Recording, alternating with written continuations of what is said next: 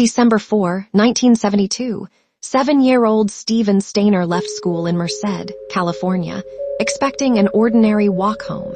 He never made it.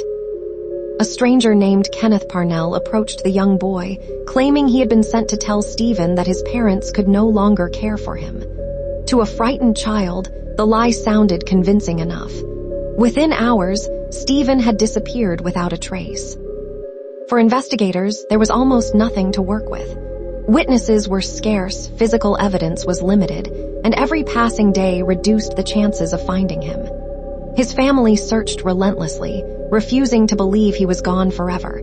But as weeks turned into months, and months into years, hope slowly gave way to uncertainty. Behind closed doors, Steven was forced into a life that wasn't his own. 𝗪𝗓𝗄𝗃 repeatedly moved him between towns, changed schools, and introduced him to others as his own son. Steven was given a different identity and lived under constant manipulation. The longer he remained captive, the harder it became to imagine a way out. Years passed. The world continued moving, but Steven's childhood had been stolen. Then, in 1980, everything changed. Parnell abducted another child, 5-year-old Timothy White. Steven immediately recognized what was happening. He knew exactly what lay ahead for the little boy because he had lived through it himself. Instead of remaining silent, Steven made an extraordinary decision. At just 14 years old, he secretly led Timothy away from Parnell. The two boys walked for miles before reaching safety at a police station in 𝗬𝗂𝗴𝗿, California. After more than 7 years in captivity, Steven finally revealed his true identity. Authorities initially struggled to believe the teenager standing before them was the missing child whose photographs had aged in newspaper archives. But fingerprints and family confirmation removed any doubt. Against overwhelming odds, Steven Stainer had come home. His escape not only saved his own life, but almost certainly spared Timothy White from enduring years of abuse. 𝗪𝗓𝗄𝗃 was arrested and later convicted for kidnapping.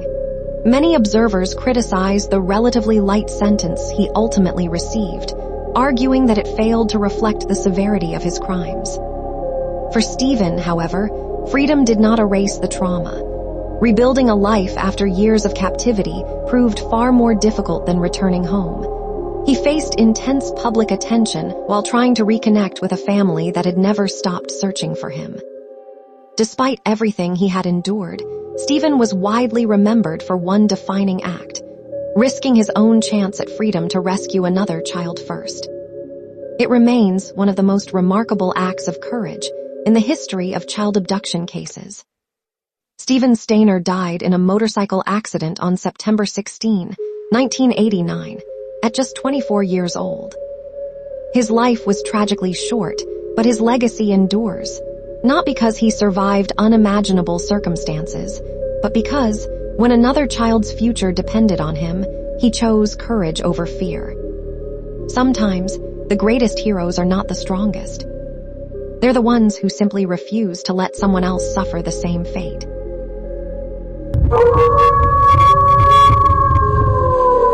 On the morning of June 10, 1991, 11-year-old 𝗬𝗓𝗃 Dugard was walking to her school bus stop in South Lake Tahoe, California. It was a journey that should have taken only a few minutes. Instead, it became the beginning of one of America's longest and most shocking child abduction cases.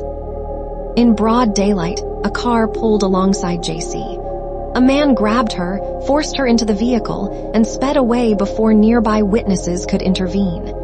The kidnapper was Philip Garrido, assisted by his wife, Nancy Garrido. Despite an immediate search involving law enforcement, volunteers, and national media coverage, 𝗬𝗓𝗃 seemed to disappear without a trace. Days became months. Months became years. As the investigation grew colder, her family never stopped hoping that one day she would return. Unknown to the outside world, 𝗬𝗓𝗃 was being held at the Garrido's property in Antioch, California. Hidden behind fences and concealed structures in the backyard, she lived almost entirely out of public view. Over the years, she was repeatedly abused and isolated from society. During her captivity, 𝗬𝗓𝗍 gave birth to 2 daughters, who also spent most of their childhoods living in that hidden environment. For nearly 2 decades, the truth remained only a few yards away from unsuspecting neighbors. Then, in August 2009, a series of unexpected events changed everything. Philip Garrido visited the University of California, Berkeley, accompanied by 2 young girls. Staff members noticed his unusual behavior and alerted campus police. Their concerns eventually reached Garrido's parole officer, who arranged a follow-up meeting.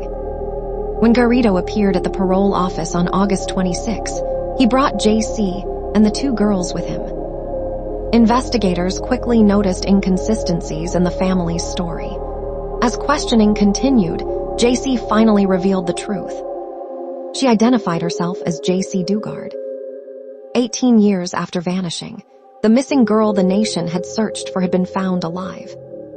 The discovery stunned investigators and made headlines around the world. Philip Garrido and Nancy Garrido were arrested and later pleaded guilty to kidnapping and multiple related crimes.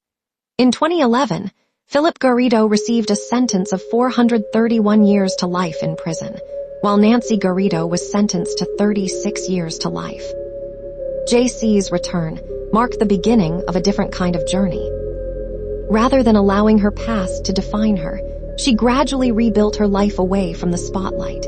She later published memoirs describing her experiences in her own words and became an advocate for survivors of trauma and abduction. Her story is not remembered simply because she was missing for 18 years.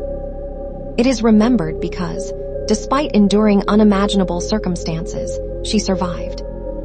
For her family, the impossible became reality. A child they feared they had lost forever walked back into the world alive. Some disappearances end with unanswered questions. 𝗬𝗓𝗍 Dugard's ended with something far rarer: hope. But for every person who makes it home, countless others remain missing, their stories still waiting for answers. Thank you for watching Whispered Pages. If you enjoyed this documentary, subscribe to the channel and turn on notifications so you don't miss what's coming next. In episode 2 of They Vanished, Then Were Found Years Later, we'll uncover 2 more astonishing true stories of people who disappeared, defied the odds, and returned years later.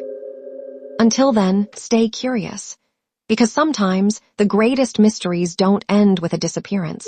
They end with an unbelievable return.